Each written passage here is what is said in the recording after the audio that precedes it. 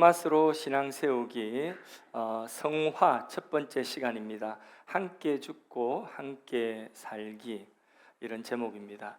우리 로마서를 5장까지 보았거든요. 근데 5장까지는 칭의에 대한 계속되는 설명이었습니다. 이제 6장으로 넘어가서 6장부터 8장까지는 칭의에 기반한 삶, 다시 말해서 성화에 대한 내용입니다.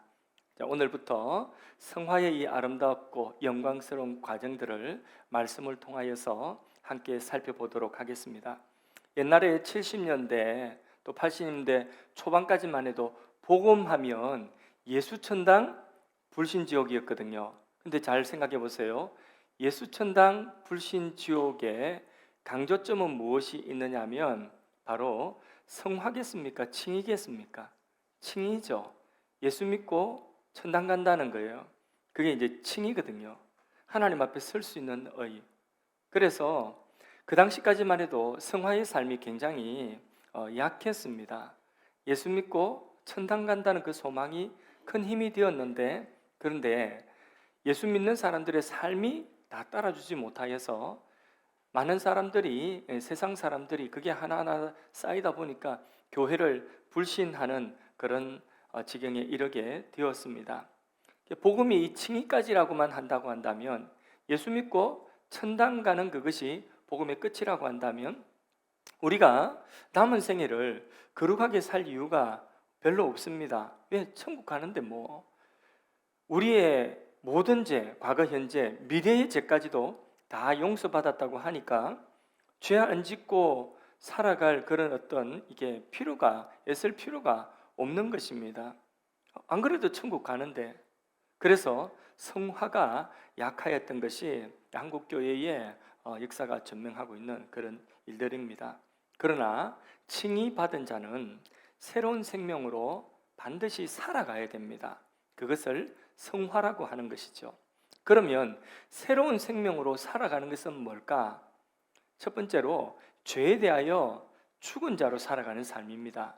그게 로마서 6장 1절에서 4절까지 내용인데 한 절씩 보겠습니다. 1절을 읽습니다. 시작. 그런즉 우리가 무슨 말을 하리요? 은혜를 더하게 하려고 죄에 거하겠느냐? 자, 무슨 말 하리요? 은혜를 더하게 하려고 죄에 거하겠느냐? 그 앞에 5장 20절에 보면 이런 말씀이 있습니다. 제가 더한 곳에 은혜가 넘쳤다고 하거든요. 그러니까 어떤 사람들은 더 많은 은혜를 그러면 받기 위해서 죄를 더 많이 지어야 되겠네? 이렇게 삐딱선을 타는 사람이 있는 거죠. 항상 이런 사람들이 있습니다. 이 말은 제가 더한 곳에 은혜가 더한다는 이 말씀은 죄에 대한 깊은 인식이 있는 사람에게 하나님 주신 은혜가 훨씬 더 크다는 말씀이지, 죄를 대놓고 지어라, 죄 지으면 은혜 더 받으니까 죄를 더 많이 지어라, 이런 말씀은 결코 아니죠. 그래서 성경은 단호하게 그가 아니라고 말씀하고 있죠. 2절을 같이 읽습니다. 시작. 그럴 수 없느니라. 죄에 대하여 죽은 우리가 어찌 그 가운데 더 살리요? 어디 더 산단 말이죠? 죄 짓는 그 자리에 어찌 더 살리요? 죄 짓는 그 자리에 계속 머물러 살 수 없다는 거죠. 그래서 그럴 수 없느니라. 죄에 대하여서 우리가 살았어요? 죽었어요? 죽었다고 여기 말씀하고 있죠. 죄에 대하여 죽었다는 말은 무슨 말이냐면, 죽은 자는 깨어도 흔들어도 반응이 없죠. 그와 마찬가지로 제가 유혹하고 제가 흔들고 제가 아무리 다가와도 그 죄에 대하여서 더 이상 반응하지 않는, 그것을 죄에 대하여 죽었다고 말하는 것입니다. 자, 예수 믿는 것은 뭐냐 하면 바로 예수님과 함께 죽고 예수님과 함께 사는 것입니다. 예수님과 함께 죽고 산다, 이게 무엇을 말하는 거죠? 죽고 산다, 이게 세례거든요. 예수 믿는 삶은 세례의 삶이에요. 예수와 함께 나의 죄짓던 옛사람은 죽었고 예수님이 내 안에 사시는 삶을 사는 것이다. 이게 바로 뭐냐면 세례의 삶이고 예수 믿는 것이거든요. 자, 3절 4절이 그거 말씀하고 있습니다. 같이 읽어봅니다. 무릇 그리스도 예수와 함께 세례를 받은 우리는 합하여 세례를 받은 줄 알지 못하느냐? 그러므로 우리가 그의 죽으심과 합하여 세례를 받음으로 그와 함께 장사되었나니 이는 아버지 영광으로 말미암아 그리스도를 죽은 자 가운데 살리신 같이 우리로 또한 새 생명 가운데 행하게 할. 새로운 생명으로 예수 믿고 산다는 것은 예수와 함께 죽은 자로, 예수와 함께 사는 자로, 이게 바로 뭐냐면 새로운 생명으로 사는 것이죠. 복음은 뭐냐? 내가 죽었다는 거죠. 어떤 내가? 죄짓던 나는 죽었다. 나의 옛사람, 죄짓던 나는 죽었다. 이게 복음이거든요. 죽은 것이 얼마나 확실하냐? 묻혔다, 장사 지냈다. 이게 바로 복음이라는 거죠. 근데 문제는 내가 죽었다고 했는데, 죄짓던 나는 죽었다고 했는데, 그런데 이게 예수 믿고 난 이후에도 여전히 죽었는지 살았는지, 어떤 때는 죽은 것 같기도 하고 어떤 때는 산 것 같기도 하고, 정욕과 욕심과 이기심과 분노와 이런 것들이 사라져야 되는데 아직도 어떤 때는 다 죽은 것 같았는데 어떤 때는 이게 살아서 다시 올라온다는 거죠. 예수님 뜨겁게 사랑하는 것이 마땅한데 예수님 사랑하는 것보다 돈을 더 많이 사랑하는 그런 내 모습을 여전히 보고 있다는 것이죠. 그러니까 평생 죽었다가 살아났다, 계속해서 정신없이 반복하고 있는 거죠. 헷갈리는 것입니다. 교회사에 황금의 입이라고 그 크리소스톰이라고 하는 설교가가 있습니다. 설교 아주 교회 사이에 위대한 설교가로 그렇게 꼽히는 분입니다. 이분이 이 본문을 설명하면서 만약에 그대가 세례받을 때에 죽었다면, 예수 믿을 때 죽었다면, 세례받을 때에 그대가 죽었다면 계속 죽은 채로 있어라. 계속 죽은 채로 있지 않는 게 그 문제죠. 살아서 벌떡벌떡. 그래서 어떤 분들은 그렇게 이야기하죠. 어이구, 성질 많이 죽었다 이러면서 성질을 부리는 거예요. 못된 성질 확 죽어야 됩니다. 그래서 집에서 남편들이 한 번씩 막 성질 부리면 그러면 아내들이 옆에서 온유하게 또 이렇게 해줘야 되는 것입니다. 죽은 자는 흔들어도 움직이지 않습니다. 반응하지 않습니다. 죄에 대하여 우리가 그런 존재가 되었다는 것입니다. 그래서 우리가 이 새로운 생명으로 예수 믿고 산다, 성화의 삶이다. 가장 첫 번째로 뭐냐면 예수와 함께 나의 옛사람은 죽었다는 것입니다. 죽은 자로 사는 거죠. 그래서 우리가 살아가면서 이렇게 분노나 어떤 내 안에 어떤 미움의 마음이나 이런 것들이 일어날 때에 나는 죽었다. 자, 그 다음에 하나님에 대하여는 이제 살아있는 삶, 그 삶이라는 거죠. 5절에서 11절까지의 말씀이 그런 내용인데 5절부터 읽어봅니다. 시작. 우리가 그의 죽으심과 같은 모양으로 연합한 자가 되었으면 또한 그의 부활과 같은 모양으로 연합한 자들. 연합은 누구와 누구의 연합이죠? 예수님과 나의 연합이에요. 예수님이 십자가에 내 죄를 지시고 죽으셨다면 그러면 나도 죽은 거예요. 그와 같이 예수님이 부활하셨다면 나도 예수와 함께 새로운 생명으로 살아났다는 것입니다. 그게 연합이라는 거죠. 함께 죽고 함께 산다는 거죠. 연합. 우리가 그런 존재가 되었다는 거죠. 6절 읽습니다. 우리가 알거니와 우리 옛사람이 예수와 함께 십자가에 못 박힌 것은 제 몸이 죽어 다시는 우리가 죄에게 종노릇하지 아니하려 함이라. 다시는 죄에게 종노릇하려 하지 아니함이라. 여러분, 예수와 함께 십자가에 여기 옛사람이 못 박혀 죽었다고 말씀하고 있지 않습니까? 근데 옛사람이 죽은 거지 우리 몸이 죽은 것은 아니에요. 우리 몸이 죽었으면 지금 우리는 관 속에 있어야 돼요. 근데 우리 몸이 죽은 것이 아니라 우리의 죄 짓는 옛사람, 이 옛자아가 죽었다는 것입니다.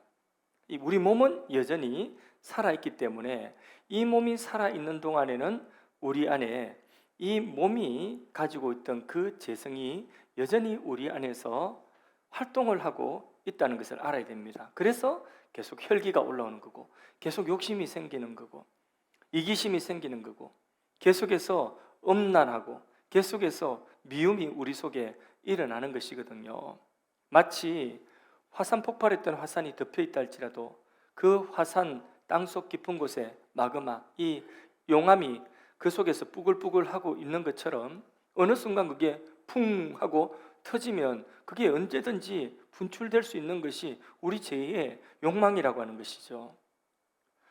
그렇다면 예수님께서 우리의 옛사람과 함께 십자가에 못 박혀 죽으셨다, 연합하셔서 우리의 옛사람이 죽었다는 의미는, 그것은 무슨 의미가 있느냐? 큰 의미가 있어요. 자, 그게 방금 읽은 6절의 말씀은 다시는 우리가 죄에게 무슨 노릇하지 않는다고요? 종노릇, 노예. 노예는 뭐예요? 자기 의지가 없어요. 주인이 시키면 그냥 따라가는 게 그게 노예입니다. 죄가 시키면, 죄가 유혹하면 그냥 고민 없이, 그냥 가책 없이 죄짓던 그런 우리예요. 그런데 이제는 우리가 더 이상 죄의 종노릇하지 않는다는 거죠. 노예가 아니라는 거예요. 그래서 죄의 유혹이, 욕망이 있을 때에 노할 수 있다는 거죠. 거절할 수 있다는 거죠. 그래서 더 이상 우리가 죄의 노예로 살지 않게 되었다는 뜻입니다. 7절 말씀 같이 읽어보겠습니다. 이는 죽은 자가 죄에서 벗어나 의롭다 하심을 얻었음이라. 아멘. 죄는 죽어야지 해결이 되는데, 그런데 마치 악덕 사채업자와 같습니다. 우리 영화 같은 데 보면 악덕 사채업자가 깡패들이 돈 조금 빌려주고 계속해서 빚 갚으라고 하면서 계속해서 뭐 나중에는 뭐 몸에 장기도 팔아라고 하고 이렇게 하다가 온 가족들이 괴롭힘을 당하는데, 근데 그 빚쟁이가 죽으면 아무리 악덕 사채업자라도 죽으면 이제 더 이상 돈 달라 못하는 것이죠. 그와 같이 우리 죽은 자가 죄에서 벗어났다, 7절에 말씀하고 있죠. 그래서 우리가 죄에서 벗어나는 것은 죽어야 되는데, 우리의 몸은 죽지 않았지만은 예수님께서 우리의 죄짓는 우리의 본성과 우리 옛사람과 연합하여서 그 죄를 끌어안고 예수님이 죽으셨다는 거죠. 십자가에 죽어서 죽으셨기 때문에 이제 우리가 어디에서 벗어났다고요? 그 죄에서 벗어났다는 것입니다. 할렐루야. 이게 복음이죠. 8절 말씀 또 읽습니다. 만일 우리가 그리스도와 함께 죽었으면 또한 그와 함께 살 줄을 믿노니. 우리가 예수님과 함께 죽은 것이 그게 연합되어서 우리 옛사람이 죽었다, 법적으로 그게 분명하다, 확신하십니까? 믿으십니까? 예수님이 나의 죄를 끌어안고 나의 옛사람과 연합하여서 예수님이 십자가에 죽으셨어요. 예수님 죽으심이 나 때문에 죽으셨다는 것이 맞습니까? 그게 맞다고 한다면, 함께 예수님과 죽었다면, 그러면 이제는 또한 그와 함께 산다는 거죠. 이제는 우리가 사는 삶이 예수와 함께 사는 삶이라는 것입니다. 그래서 골로새서 3장 5절 말씀처럼 땅에 있는 지체를 죽이면서 우리가 살아야 되는 거죠. 이제 생명이 바뀌었어요. 이전에는 우리가 하나님 떠나 있을 때는 우리의 생명이라고 하는 것이 육체의 생명, 이 생명뿐이었거든요. 그래서 이 생명 만족시키기 위해서 이 땅에 살아가면서 이거 한 몇십 년 사는 이거 만족시키기 위해서 우리가 살았는데, 근데 사실상 그건 죽은 거예요. 생명이라고 하는 것은 뭐냐 하면, 생명이라고 하는 것은 하나님, 생명의 근원이신 하나님과 연결되어질 때에 그게 생명이에요. 아담이 선악과 먹고 곧바로 안 죽었죠. 그런데 죽은 거예요. 뭐가 죽은 거냐? 하나님과 연결이 끊어진 거예요. 그게 사망이에요. 그게 죽음이에요. 그러면 생명은 뭐냐? 하나님과 연결이 다시 회복되어진 거예요. 연결되어진 거예요. 그럼 생명이 우리에게 왔죠? 그럼 질문합니다. 영생은 뭡니까? 영생은 뭡니까? 생명의 정의를 내렸으면 영생은 뭡니까? 영생은 그 생명이 하나님과 연결이 영원히 끊어지지 않는 거죠.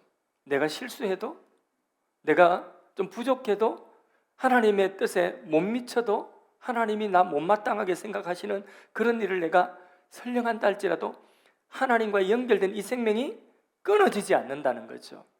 그게 영생이라는 거죠. 그래서 우리는 그와 같이 예수와 함께 죽었고 이제 그와 함께 산다, 이 말은 우리 안에 새로운 생명이 장착되어졌다는 거죠.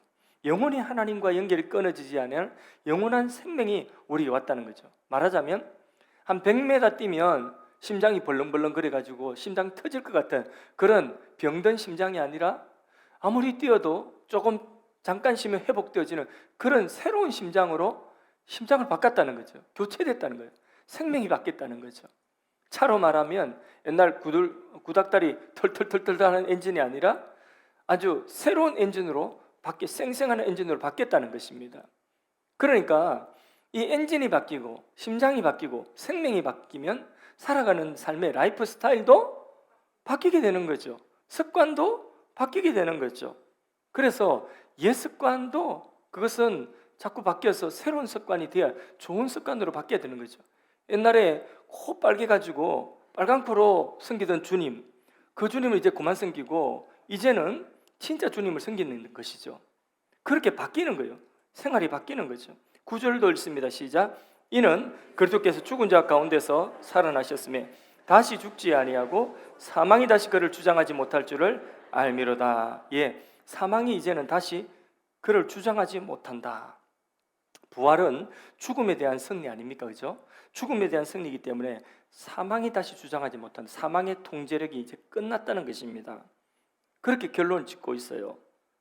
그래서 오늘 우리가 하나님과 영원히 끊어지지 않는 이 연결, 이 영생이 우리 안에, 예수님의 부활의 생명이 우리 안에 이미 시작되었어요. 이 생명이 우리 안에서 이미 시작되어 새로운 생명의 삶이 시작되었습니다. 그래서 오늘 우리의 육신이 이 땅의 생을 다하여 죽는다면, 오늘 내가 죽는다면 나는 사망에게 삼켜지겠습니까? 사망에게 삼켜지지 않죠. 영원한 생명 세계로 우리 나아갑니다. 천국으로 직행하는 줄로 믿습니다.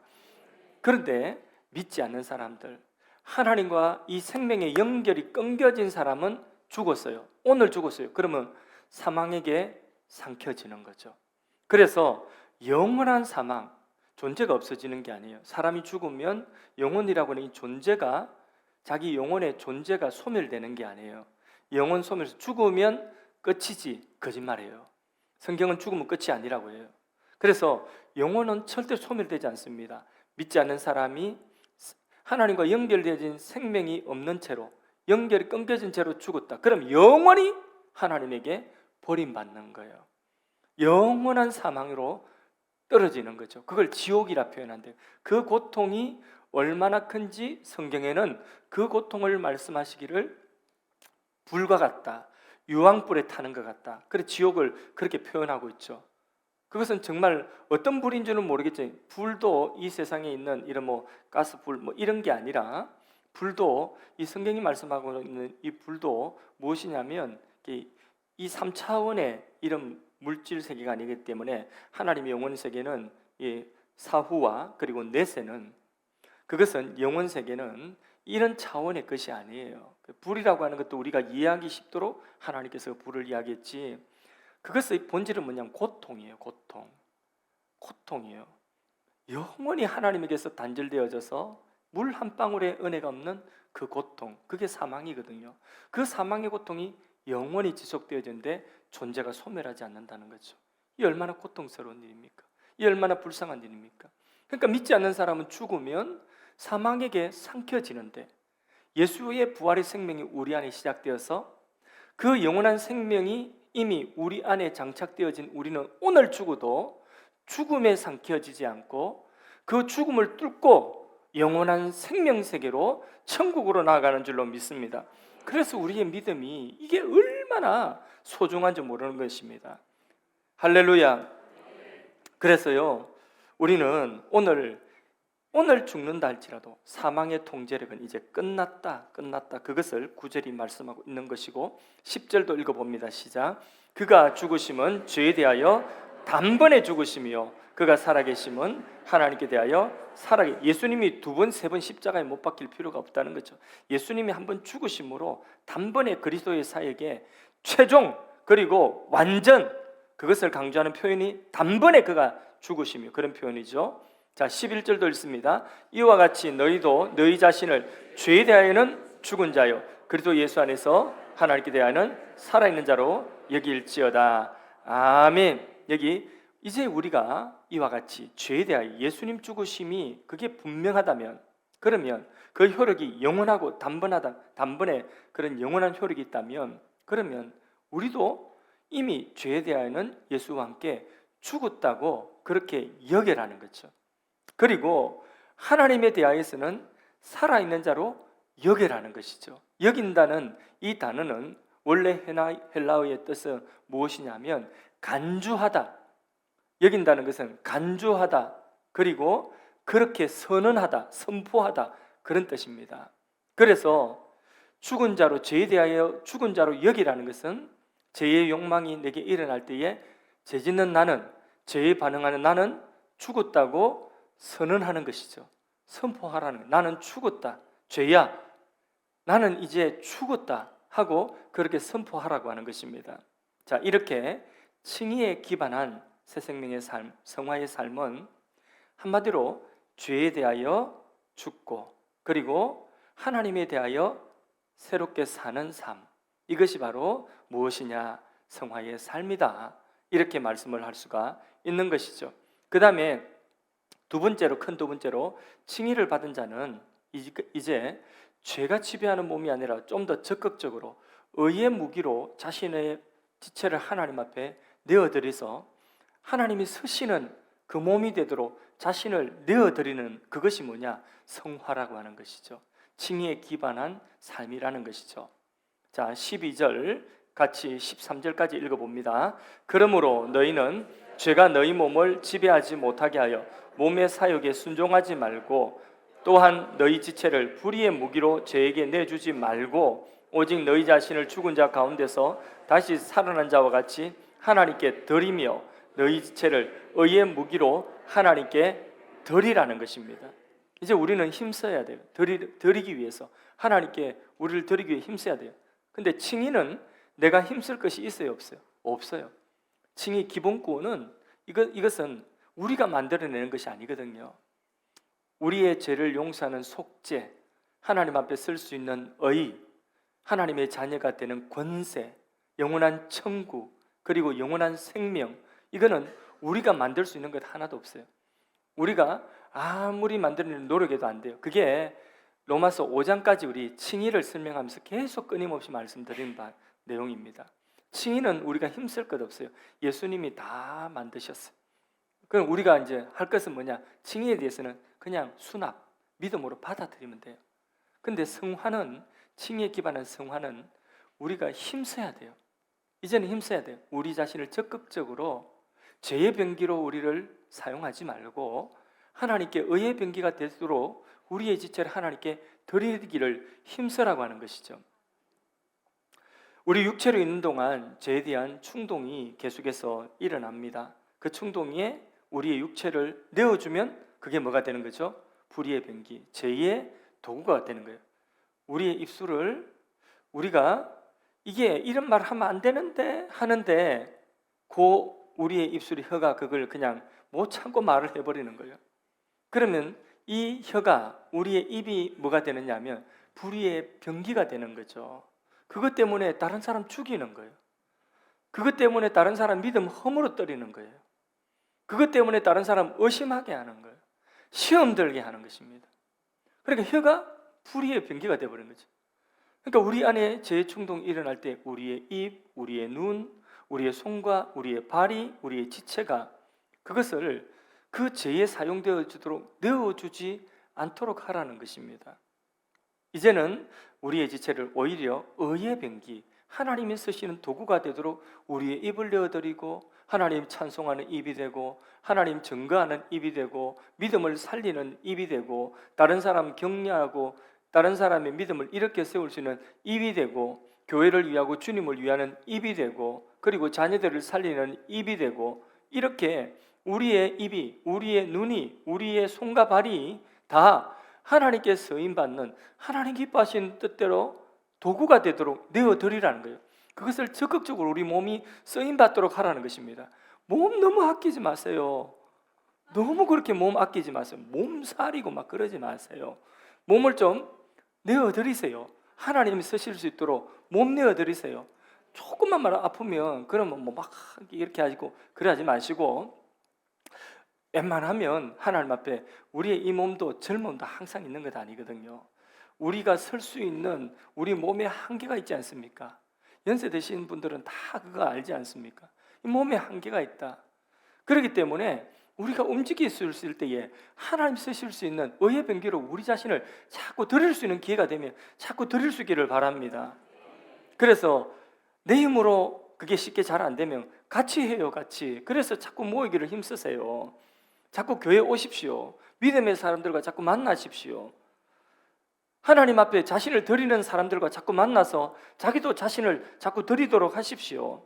그렇게 계속해서 멘토링도 하고 사랑방도 하고 잘 안 되기 때문에 이런 거 하는 거예요. 그리고 또 제자 훈련도 하고 문화교실도 하고 중보기도 산기도도 같이 가고 전도 모임도 나오고요. 그리고 선교도 하고 봉사한다면 봉사도 가고 선교한다면 선교도 가고 자꾸 할 수 있으면 우리의 몸을 하나님 기뻐하시는데 자꾸 드리도록 해야 되는 것입니다.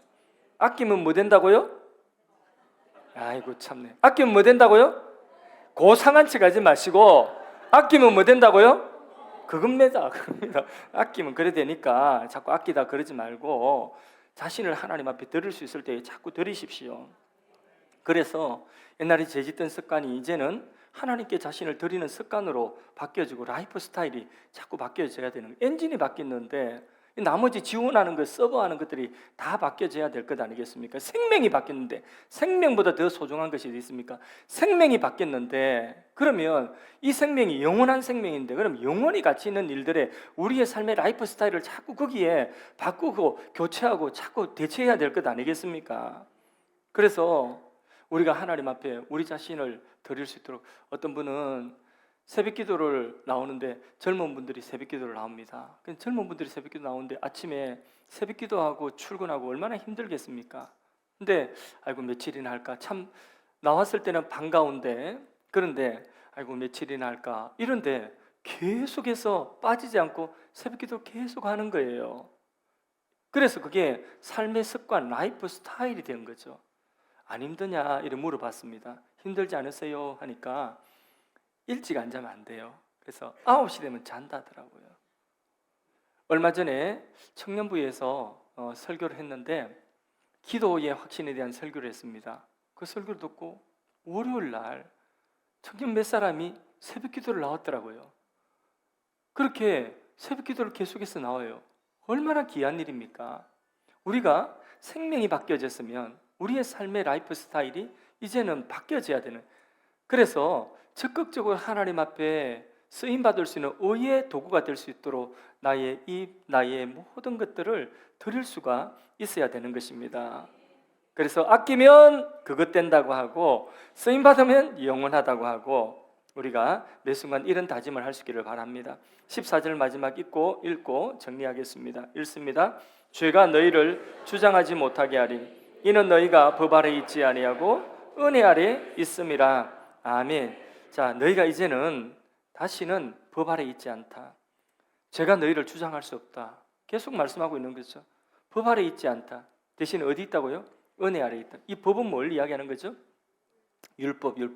율법은 구약시대에 하나님 백성들에게 주신 삶의 기준인데 이게 율법이 여기 기준이에요. 근데 이 율법은 이 기준에 이르도록 그 기준에 못 미치면 뭐가 되느냐? 이 율법으로 정죄하는 거죠. 그리고 이 율법에 의해서 심판받아요. 그러면 기준에 미칠 수 없기 때문에 두려워하게 되는 거죠. 그래서 율법 아래 있으면 늘 불안하고 늘 두려워요. 구약의 이스라엘 백성들이 이 율법의 기준의 요구에 자꾸 이제 만족하기 위해서 노력을 많이 했지만은 사실상 실패했죠. 기준에 못 미치는 거예요. 그게 구약의 역사죠. 이스라엘 백성 역사죠.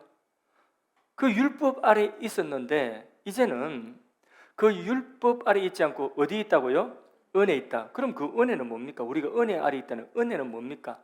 그 율법의 요구, 그 율법의 모든 요구하는 것을 예수님이 다 이루셨다는 것입니다. 십자가에서 죽기까지 율법의 요구를 다 이루시고 순종하셨고 율법의 모든 요구를 다 충족하셨고 심지어는 죄인이 형벌받아 죄인이 죄값으로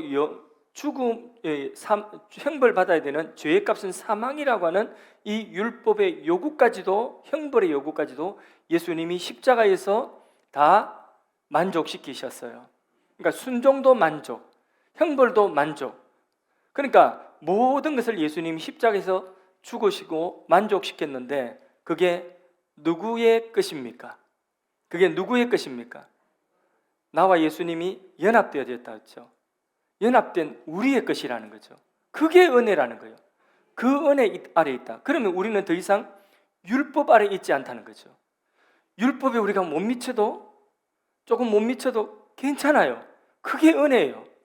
율법대로 살려고 노력을 했지만, 계명대로 살려고 노력했지만 조금 못 미쳐요. 실패했어요. 그래도 괜찮아요. 다시 하면 돼. 근데 율법은, 그것은 실패로 끝난 거예요. 정죄예요. 그러나 은혜는 우리가 7번 넘어져도 다시 일어설 수 있는 것이 은혜인 것입니다. 그래서 율법의 기준에 우리가 다 미치지 못한다 할지라도 그 율법을 예수님이 다 완성하시고 만족시켰기 때문에 그것이 누구의 것이 되느냐?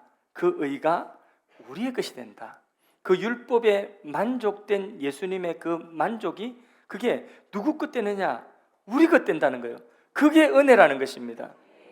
그래서 은혜는 우리로 하여금 율법의 요구를 이제부터는 은혜가 있는 사람은 자발적으로 이제는 우리 안에서 하나님을 향하여 살고자 하는 그런 마음이 생기고 하나님 말씀대로 순종하고 싶은 그런 마음이 자꾸 생기게 되는 것입니다. 그래서 은혜 받은 사람이 순종도 할 수 있는 거고, 은혜 받은 사람이 살아가면서 봉사도 하고 헌신도 할 수가 있는 것입니다. 은혜 받은 사람이 멘토도 하고 교사도 하고, 은혜 받은 사람이 사랑방 리더도 하고, 은혜 받은 사람이 장로도 하고, 은혜 받은 사람이 목사도 하고, 은혜 받은 사람이 권사도 하고. 빨리 이제 그만두라고. 그만. 아멘 했으니까 그만하라고. 아멘하면 그만합니다. 그래서 은혜가 있는 사람이 이것을 하게 되죠. 은혜 아래 있는 사람이. 율법으로 우리가 이걸 하면 힘들어요. 율법으로 성가대 하라고 하면 성가대도 하다가 힘듭니다. 율법으로 식당 봉사 힘듭니다. 율법으로 교회 이런저런 봉사 희생하고 섬기라, 그 오래 못 갑니다. 율법으로 우리가 노력하는 그것은 오래 가지 못하고 금방 지쳐버리는 것입니다. 그리고 완전히 이룰 수도 없고, 우리는 은혜로, 하나님 주시는 은혜가 우리 안에 동기가 되어서 하나님 주신 은혜 가운데 모든 일들을, 선한 일을 크든지 적든지 하게 되는 것입니다. 심지어는 율법의 계명을 지키는 것도 우리 안에 하나님 말씀대로 살아야 되지 하는 동기가, 이거 안 지키면 큰일 나는데, 이거 안 지키면 혹시 내가 지옥 가는 거 아닐까, 이런 두려움을 하는 것이 아니라 우리가 계명을 지키는 그것도 우리 안에 은혜가 동기가 되어서 하나님 말씀이니까 지켜야지, 하나님 말씀 지키는 것이 즐거운 거죠. 예배 드리는 것도, 새벽에 예배 드리고 주중에 예배 드리는 것도 은혜가 되니까 은혜 아래서 우리는 예배 생활을 할 수가 있는 것이죠. 그래서 여러분 질문하겠습니다. 율법이 세겠습니까? 은혜가 세겠습니까? 은혜가 훨씬 더 세다는 거죠. 이런 겁니다. 여러분, 우리가 성화의 삶을 살아가는 것도 율법 생활로, 율법이 되어서 내가 성화를 이루어야지, 그것은 얼마 못 갑니다. 힘듭니다. 그리고 두렵습니다. 늘 불안합니다. 근데 은혜가 우리 안에 있으면 성화의 삶을 살아가게 된다는 거죠. 그래서 은혜에 기반한 삶이 되어야 되는 것이죠. 여러분, 작업복이나 헌옷 입고 있으면 아무 때나 주저앉기도 하고 옷에 못 묻어도 것도 별로 신경 안 씁니다. 왜? 작업복이니까. 비가 어제도 오고 오늘 아침 비가 왔는데, 저희 어릴 때에 비 오는 날 장화라고 하는 것을 신었죠. 요즘에는 장화 잘 안 신죠, 그죠? 작업장 말고는 장화를 신고, 그 장화 신으면 그 발이 그렇게, 제가 어릴 때 장화를 막 신고 비 오는 날 말고도 장화 신고 이렇게 돌아다니서 그런지 모르겠는데 발에 무좀이 생겨가지고, 어릴 때 초등학교 3학년 때 우리 형님 결혼식에 가족 사진 찍은 거 보니까 발 무좀 걸려가지고, 무좀 너무 심해가지고 우리 그 장로님, 교회 장로님 그 외과 병원에서 수술해가지고 발 무좀 걸린 부분 잘라 이게 치내고, 그리고 붕대로 감아가지고 그래 사진이 있더라고요. 그게 장화 같은 거 많이 신고 다니고 발 안 신고 그래가지고 생긴 것 같아요. 여기까지 이야기할 필요가 없는데 왜 하여튼 그 장화에 신으면요, 비 오는 날 막 물첨벙덩이 있는데 그 흙탕물 이런 데 막 뛰어 들어가고 싶죠, 그죠? 그럼 겁 안 냅니다. 그래서 막 흙탕물에도 들어가고 막 질퍽질퍽 밟고 다니고 재미로 막 그랬거든요. 그런데 이제 추석 다가오는데 추석 때 1년에 뭐 추석 아니면 설날 때 우리 예전에 새 옷을 사 입었잖아요. 그럼 새 옷을 새 신발을 운동화를 사고 그리고 새 옷을 샀는데 제 기억으로는 추석 때 새 옷 산 거 치고 옷에 몸에 맞는 옷을 산 적이 없어. 나 클 걸 생각하고 앞으로 3년 있다 키가 엄청나게 클 걸로 생각하고 그래서 큰 옷을 보통 한 3년치 앞으로 클 걸 생각하고 그렇게 이제 옷을 샀는데 항상 접어 입었던 기억이 나요. 그래도 바지도 접어 입고 이것도 접어 입었지만은 그래도 새 옷이라고 새 신발이라고 그거 신으면 비 오고 흙탕물 있고 이러면 어떻게 해요? 조심을 하는 거예요. 나름대로 조심을 하는 거예요. 똑같아요. 성화의 원리도 우리가 율법으로 율법 지켜서 내가 거룩하게 돼야 되지 하고 노력하는 그것이 아니라 하나님이 입혀주신 칭의의 옷, 이 깨끗한 칭의의 옷을 우리가 바로 알고 이 옷을 우리가 더럽히지 않아야지 하는 그게 바로 무엇이냐면 이 성화의 기반이 되는 것이죠. 그걸 은혜라고 하는 거죠. 받은 은혜가 크면 그 은혜에 의하여서 내가 어찌 죄를 더 지으리요 하고 죄를 피하는 거죠. 내가 입은 이 칭의의 옷이 깨끗한 옷이 어떻게 또 죄로 더럽혀지리요 하고 죄를 피할 수가 있는 것이죠. 그래서 우리가 하나님이 입혀주신 이 칭의의 옷 이게 없으면 성화도 안 된다는 거죠. 칭의의 옷을 입고 내가 입고 있는 이 옷이 더럽혀지지 않도록 우리는 어떻게 해야 되냐면 자꾸 칭의를 생각해야 돼요. 하나님이 그리스도를 통하여 입혀주신 이 나의 속죄의 은혜 그리고 내가 의롭다함을 입은 은혜 하나님 자녀가 된 은혜 하나님과 연결되어진 영원한 생명 끊겨지지 않은 이 영생의 가치 우리가 천국 들어가는데 천국의 그 가치 이것을 항상 우리가 이 설교 말씀을 통하여서 성경 말씀을 통하여서 찬송 부르면서 이걸 계속해서 또다시 새기고 또다시 새겨서 칭의의 은혜가 가득해야 돼요. 하나님의 은혜 아래 우리가 있습니다. 예수로 충만하면 다시 말해서 은혜의 주 예수로 충만하고 은혜로 충만하면 죄를 피합니다. 죄를 멀리합니다. 은혜가 충만하고 예수로 충만하면 하나님을 더 잘 섬기고 싶은 마음이 막 생기는 거죠.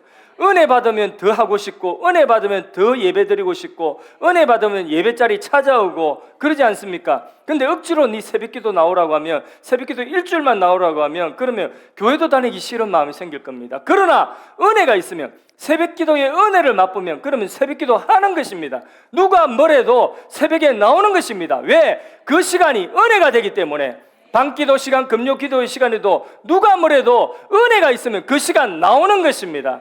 은혜의 체험이 있으면 은혜가 있는 자리에 오는 것입니다. 은혜가 있으면 무엇이든지 할 수가 있는 거예요. 은혜가 있으면 내가 다른 사람이 하지 못한 구전 일을 하고 있는데 이게 불평스러운 것이 아니라 다른 사람이 하고 있는 이 일을 내가 하고 있다는 것이 그게 감사한 것입니다. 그게 은혜의 힘인 것입니다. 그러면 율법이 셉니까? 은혜가 셉니까? 은혜가 센 것입니다. 우리는 율법 아래 법 아래 있지 않고 은혜 아래 있는 것입니다. 은혜 안에서 우리가 우리의 삶의 라이프 스타일이 말이 변했어요. 행동이 변했어요. 삶에 어떤 변화가 일어났어요. 그러면요, 그 변화를 가지고 가정에 들어가면요, 가정이 또 변화되는 것입니다. 가정이 달라지고 분위기가 달라져요. 은혜 받은 사람이 있으면요, 분위기가 달라져요. 우리 예배 드리시는 여기 가운데서 은혜 받으시는 분들이 있으니까 예배가 분위기가 은혜로운 분위기가 되는 거예요. 모두가 얼굴 굳어가지고 무슨 말 하냐고 막 저를 공격하는 표정으로 무슨 말 하겠만 해봐라 적어놨다가 다음에 따져야 되겠다 이러고 막 적으려고 하는 이런 사람들 가득하다고 한다면 그러면 이 은혜의 분위기가 완전 다 깨어져 버리면요 그러면 예배 드리는 시간이 힘들어요. 그런데 지금 우리 예배 11시 시작해가지고 12시 17분 1시간 줄 예배가 막 1시간 반씩 이렇게 예배를 드리는데 성가대는 2분 예배를 드려요. 2분 예배를 드리는데 이렇게 계속해서 조는 사람 한 사람도 없고 얼마나 감사합니까? 아까 했던 이야기 또 웃어주고 은혜 없으면 그래 못해요. 아주 또 한다 이렇게 하지. 그러니까 은혜가 있으면 은혜가 율법, 법보다 힘이 훨씬 셉니다. 은혜 있으면 우리가 못할 일이 없어요. 은혜 있으면 아프리카도 갑니다. 은혜 있으면 저기 오지 아마존에도 들어갈 수 있습니다. 은혜가 있으면 어디든지 갈 수 있습니다. 주와 함께 죽고 주와 함께 사는 것은 우리가 노력한다고 되는 것이 아닙니다. 율법의 행위로 우리가 이루려고 율법으로 하는 것이 아닙니다. 은혜 있으면 그 율법의 요구를 은혜 가운데 자발적으로 기쁨으로 우리가 순종하고 그 율법의 요구를 또 충족시키는 성화의 자리에 나가는 줄로 믿습니다. 우리 몸을 기꺼이 하나님 앞에 의의 병기로 드리게 될 줄로 믿습니다.